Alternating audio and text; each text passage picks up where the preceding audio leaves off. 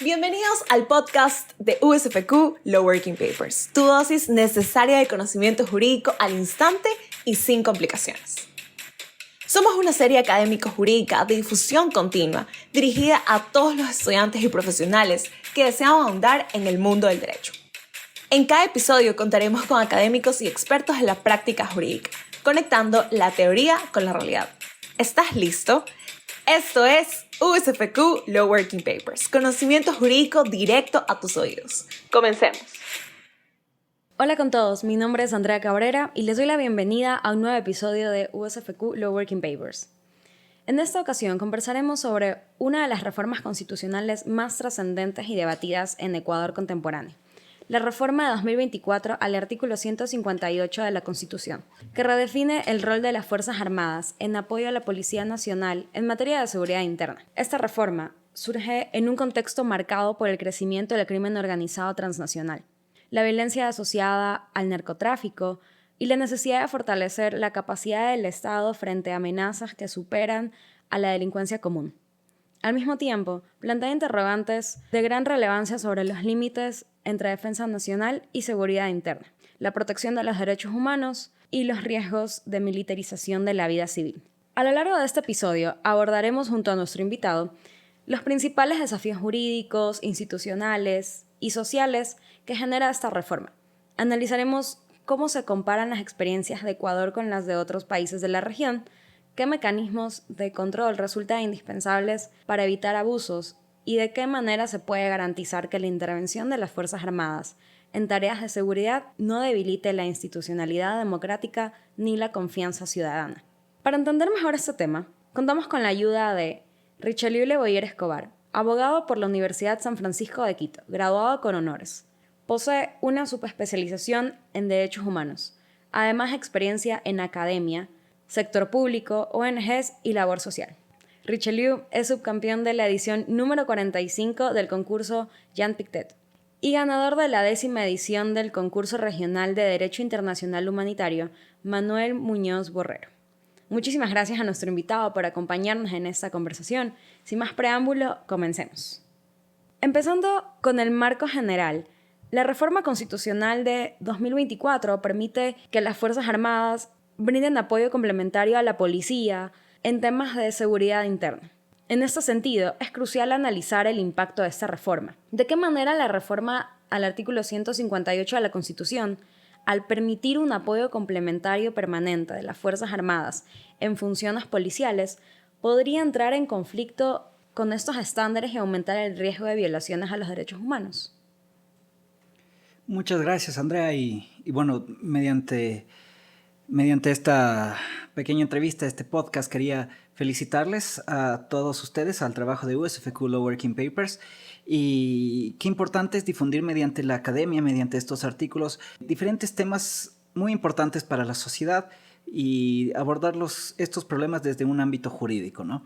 Como bien lo mencionaste, precisamente yo intento abordar en este paper que trata sobre la intervención de Fuerzas Armadas en ámbitos de seguridad interna a partir de la reforma constitucional del año pasado, del año 2024, para analizar los beneficios y las contras de lo que se podría tener al tener una intervención militar en ámbitos de seguridad interna. Y esto debido a una situación en particular, muy personal, que bueno, aparte de esa noble presentación que tuvieron conmigo, yo también puedo decir que bueno, soy un orgulloso nieto e hijo de oficiales del ejército ecuatoriano. Mi abuelo, el general Richelieu Le Boyer, mi padre, el coronel Richelieu Le Boyer. Entonces es una institución con la cual yo he crecido, con la cual yo me he formado y por eso me ha llamado bastante la atención y con lo cual tuve la decisión de precisamente este paper fue mi trabajo de titulación con el cual me pude graduar como abogado por la Universidad San Francisco de Quito. Y precisamente por este cariño, este aprecio, este respeto que tengo a la institución militar, quería analizar sus nuevos roles que se le están dando con esta problemática actual. Y bueno, también considerando que la inseguridad hoy por hoy es una de las principales problemáticas que estamos atravesando como sociedad, como bien lo mencionaste, Andrea. Entonces, bueno, y específicamente con tu pregunta, es una pregunta fundamental porque, bueno, la Corte Interamericana de Derechos Humanos ya ha sido clara y reiterativa en establecer que la participación de las Fuerzas Armadas en tareas de seguridad interna debe cumplir con 5 principios. excepcionalidad, subordinación, complementariedad, regulación y fiscalización. La reforma al artículo 158 de nuestra Constitución, al permitir un apoyo complementario que puede ser activado fuera del estado de excepción, corre el riesgo de vulnerar precisamente estos estándares. La excepcionalidad se desnaturaliza si el apoyo se vuelve recurrente, como ocurrió en el caso Zambrano Vélez versus Ecuador precisamente, donde la Corte ya condenó el uso militar sin garantías. La subordinación también se debilita, ya que la reforma no define claramente el mando civil. Además, al asignar funciones de seguridad integral a las Fuerzas Armadas, se pone en riesgo la complementariedad, generando solapamientos con la Policía Nacional. Y bueno, de ahí decir que sin mecanismos robustos de regulación y fiscalización, como una supervisión judicial y parlamentaria, el despliegue militar puede derivar en violaciones a derechos humanos, y por eso, sin legislación secundaria que garantice estos principios, la reforma podría entrar en conflicto con el bloque de constitucionalidad y los estándares interamericanos y universales que tenemos en materia de derechos humanos. Muchas gracias. Bueno, ahora, dado que la Corte Interamericana de Derechos Humanos exige que la intervención de las Fuerzas Armadas sea excepcional, la permanencia del apoyo complementario es un punto de conflicto potencial. ¿Cómo se evita un apoyo permanente? Desnaturaliza la excepcionalidad exigida por la Corte Interamericana de Derechos Humanos. Y además, ¿qué factores objetivos delimitarían su activación y desactivación? Muchas gracias por la pregunta. La Corte Interamericana de Derechos Humanos, o Corte IDH conocido, también ha sido enfática que la participación de las Fuerzas Armadas en seguridad interna debe ser excepcional, no estructural ni permanente. El riesgo de desnaturalizar este principio es real si no se establecen límites normativos y operativos claros. Para evitar esta desnaturalización se necesita un enfoque basado en factores objetivos, de activación y desactivación, que deben constar en la legislación secundaria y en los protocolos del COSEPE, del Consejo de Seguridad Pública y del Estado. En cuanto a la activación, deben cumplirse, desde mi punto de vista, al menos 3 condiciones. Primero, la existencia de una amenaza estructurada y persistente, como crimen organizado transnacional, terrorismo o violencia armada organizada. No cualquier alza en la delincuencia común justificaría una intervención militar, ¿no? De ahí, en segundo, la insuficiencia operativa de la Policía Nacional, debidamente documentada. El apoyo militar solo puede activarse cuando la policía, por razones logísticas o de capacidad, no puede contener la amenaza. De ahí tercero, la aprobación de un informe técnico del COSEPE, nuevamente del Consejo de Seguridad Pública y del Estado. Este consejo, el cual lo integra el presidente de la República, el ministro de Defensa, el ministro del Interior, el comandante general de la Policía, el jefe del Comando Conjunto de las Fuerzas Armadas y algunas otras instituciones del Estado, también el presidente de la Corte Nacional de Justicia, el presidente de la Asamblea Nacional, el fiscal general del Estado, el defensor del pueblo, el secretario jurídico de la Presidencia, etcétera, etcétera, donde todos ellos van a tomar estas decisiones importantes para la seguridad pública y del Estado, ¿no? Pero bueno, este informe técnico del COSEPE que justifique la necesidad del apoyo, el cual pueda delimitar el alcance territorial y temporal, y establezca mecanismos de control, ¿no?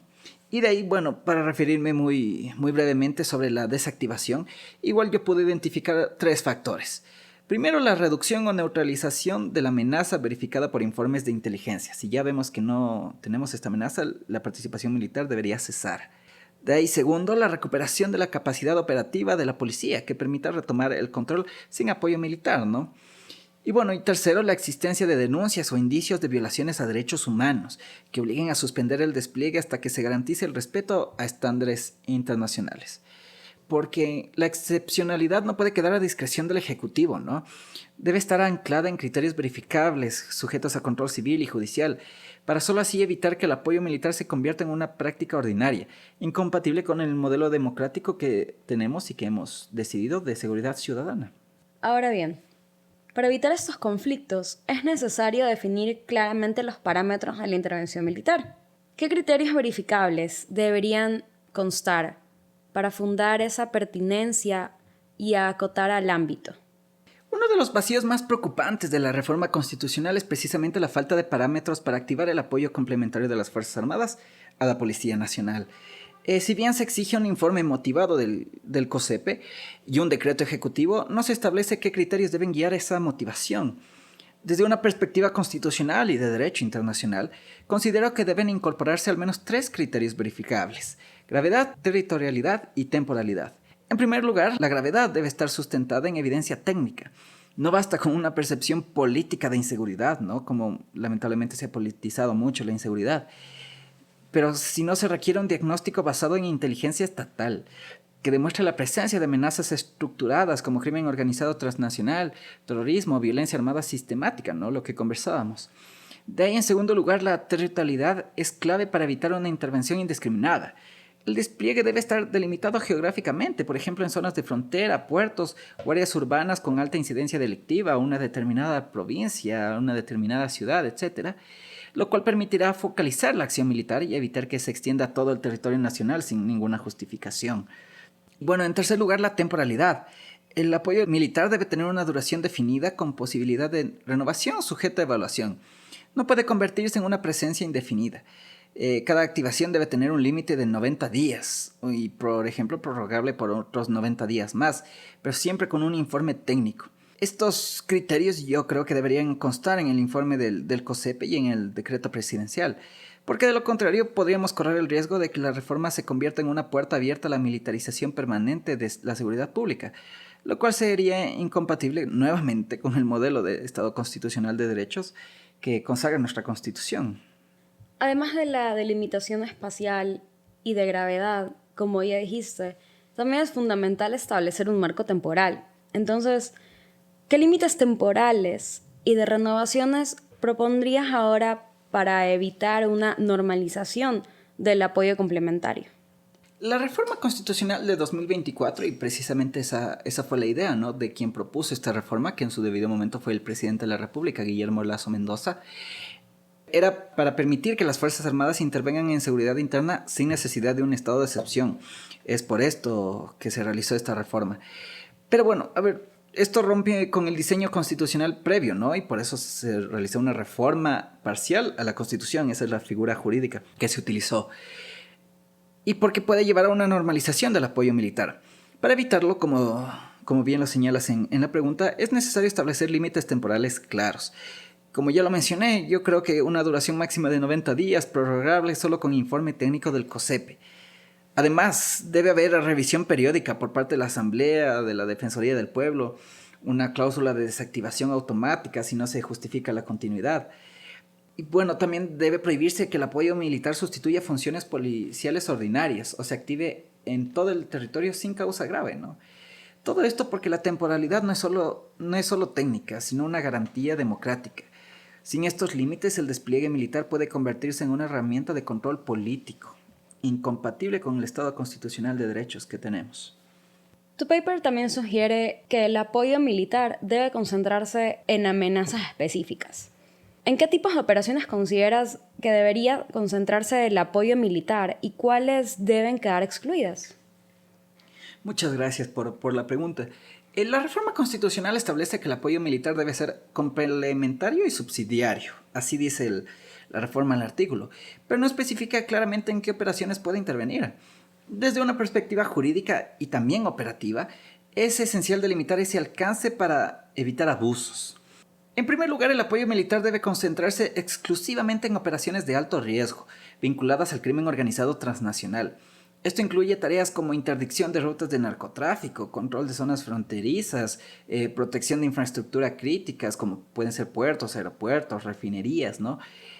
Y bueno, y de ahí neutralización de grupos armados que operan fuera del control estatal. Estas amenazas, por su complejidad e intensidad, pueden justificar la intervención militar bajo estándares de excepcionalidad.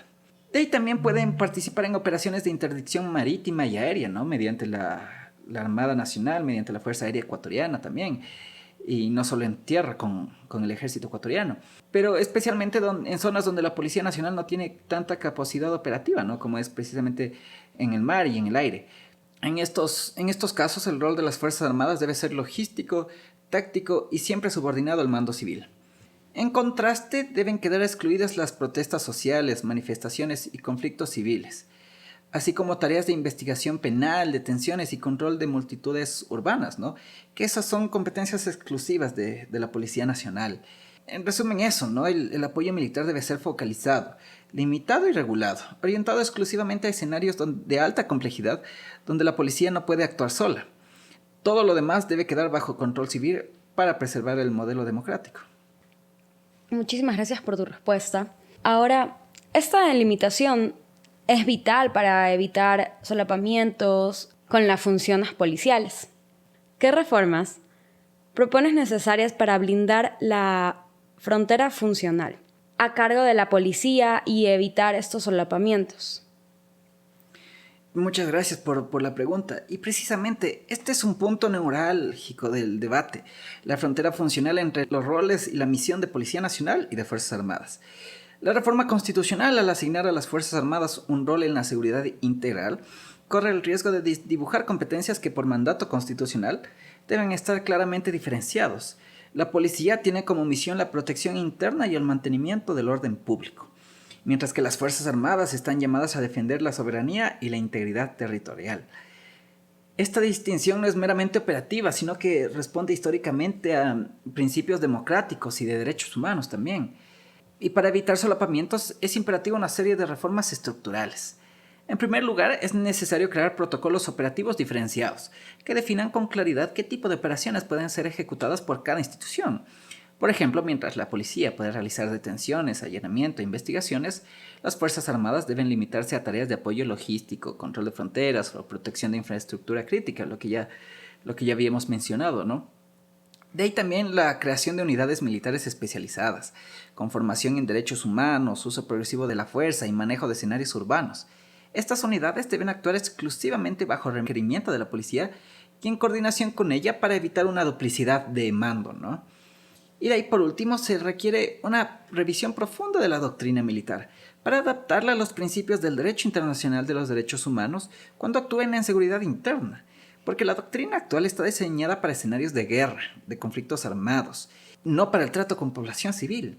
Entonces, si no tenemos esta transformación doctrinaria, cualquier reforma va a ser insuficiente. Gracias por tu respuesta. Una vez definidos los ámbitos de acción, se debe asegurar que la capacitación y la operación de las Fuerzas Armadas estén alineadas con el marco de seguridad interna.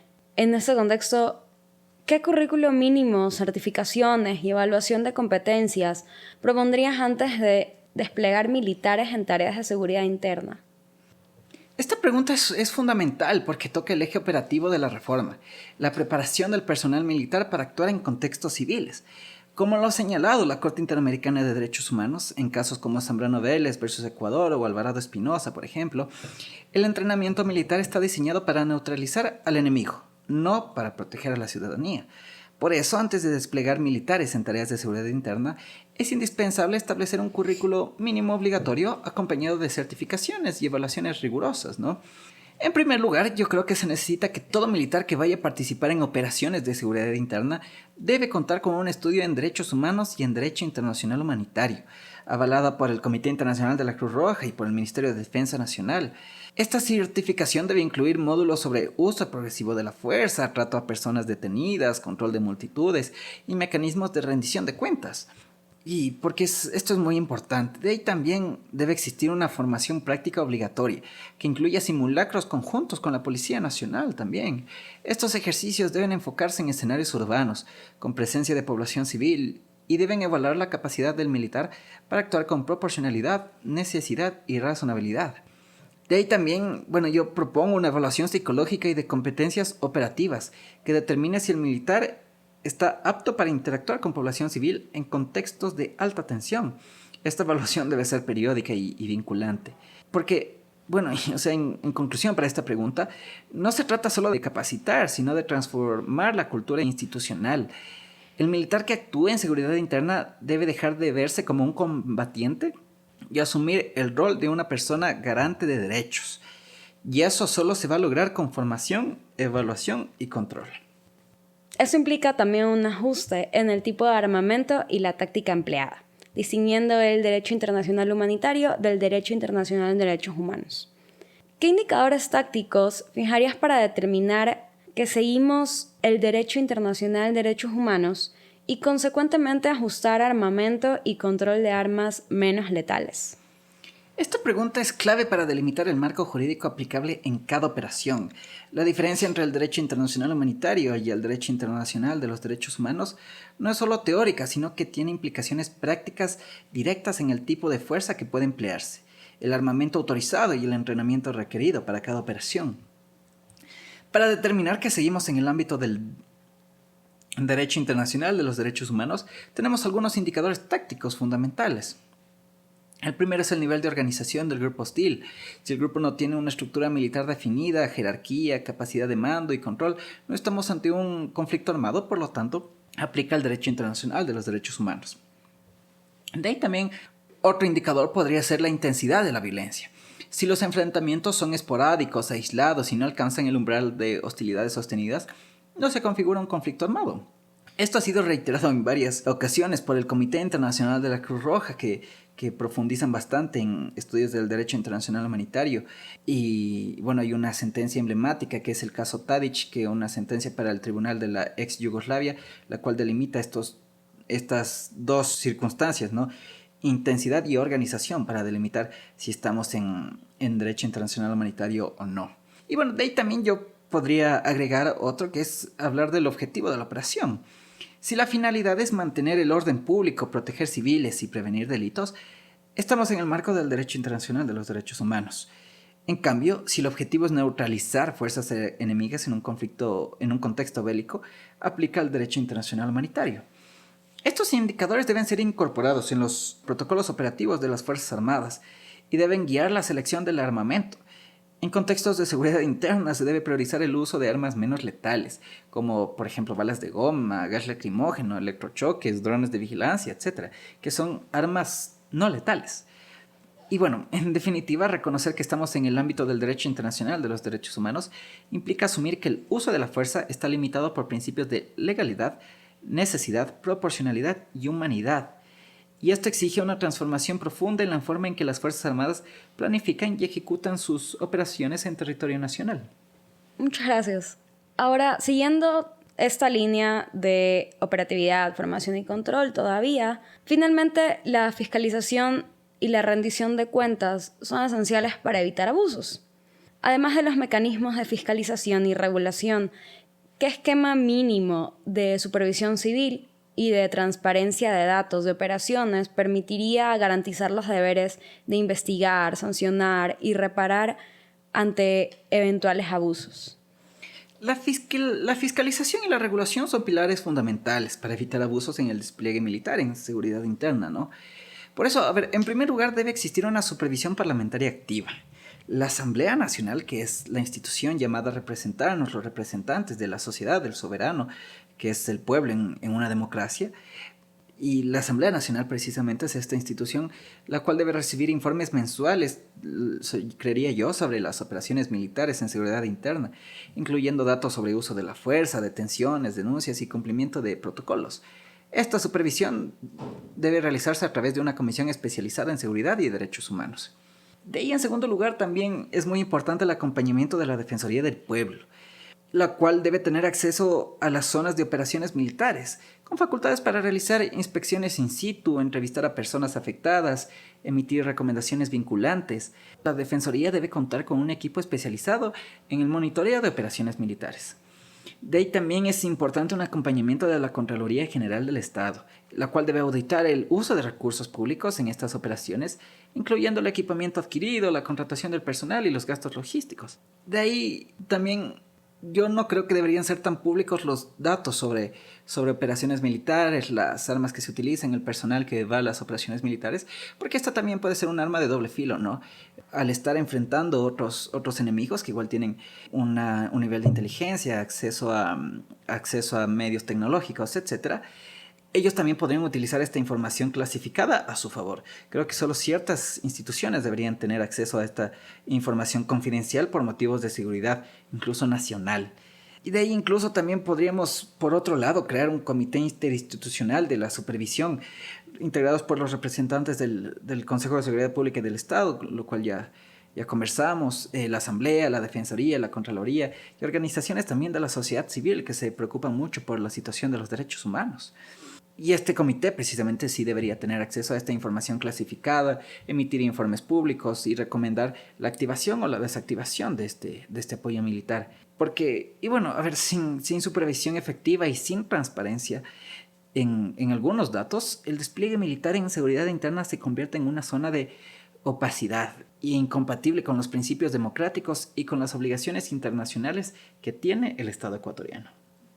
Muchas gracias por tu respuesta. Realmente estoy muy de acuerdo con esta parte que hablabas de la confidencialidad.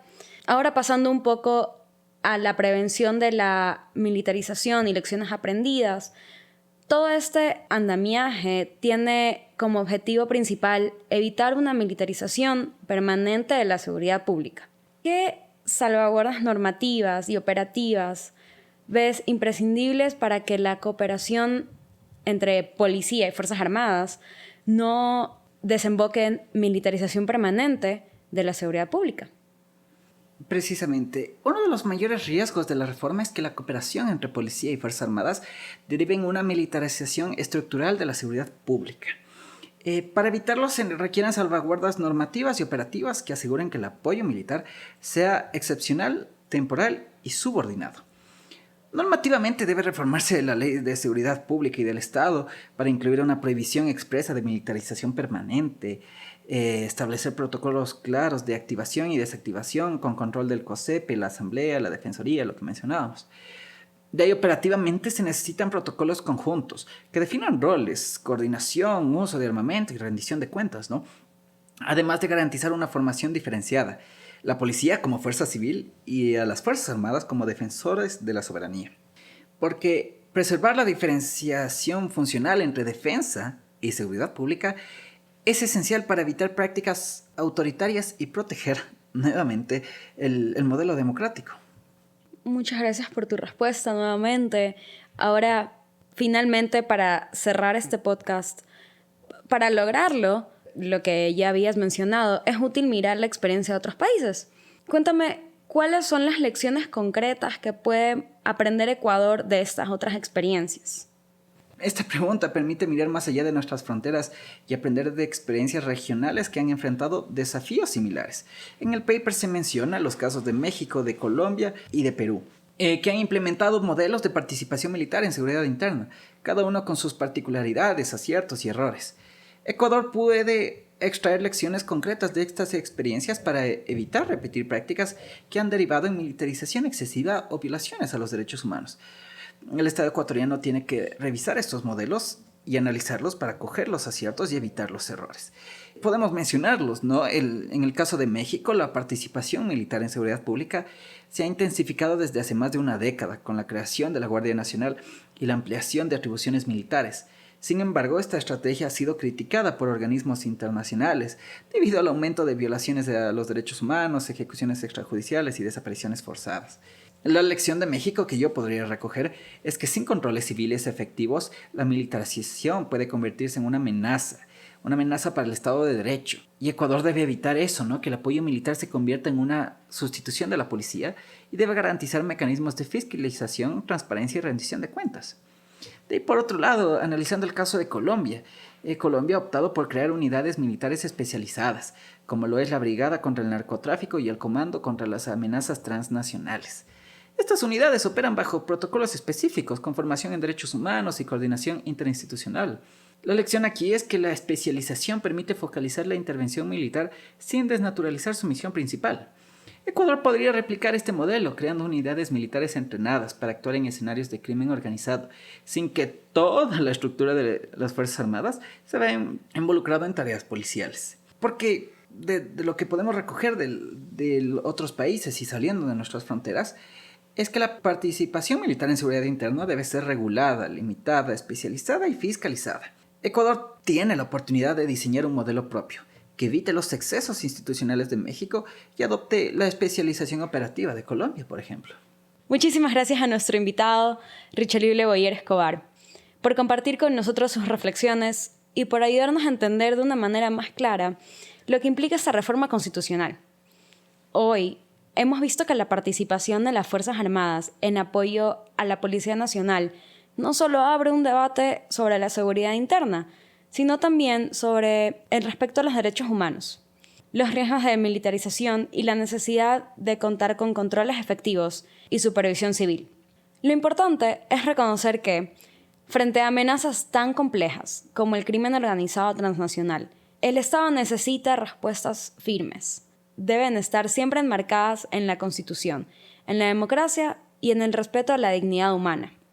Gracias también a quienes nos acompañaron en este episodio de USFQ Law Working Papers. Esperamos que esta conversación les haya dado nuevas herramientas para reflexionar y analizar críticamente los cambios en nuestro país. Los esperamos en una próxima edición. Les invitamos a difundir sus trabajos con nosotros. Pueden encontrar en todas nuestras plataformas los lineamientos de autor y las instrucciones de envío. Síganos en nuestras redes sociales, Instagram, Facebook y Twitter como @usfq_LWP y visualiza nuestro contenido en las plataformas SSRN y academia.edu.